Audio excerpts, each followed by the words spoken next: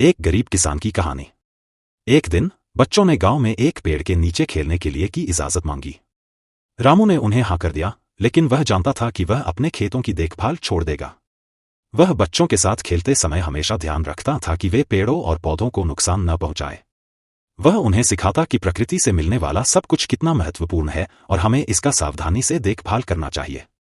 रामू की मेहनत और सच्चाई ने गांव के लोगों का दिल छू लिया।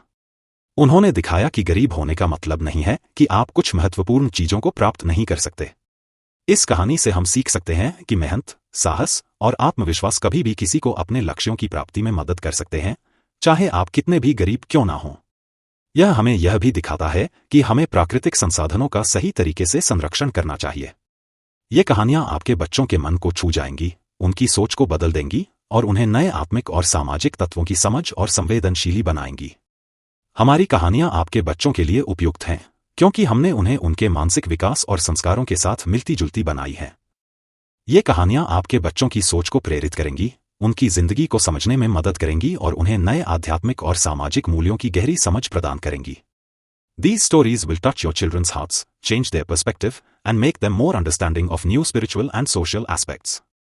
Our stories are suitable for your children as we have crafted them in line with their mental development and values. These stories will inspire your children, help them understand life, and provide them with a deeper understanding of new spiritual and social values. Read more जादुई जंगल की कहानी, हिंदी कहानी, moral stories, bedtime stories, Hindi stories, जादुई कहानी। Table of contents। एक गरीब बच्चे की सफलता की कहानी, हिंदी कहानियां, हिंदी स्टोरीज, बाल स्टोरीज।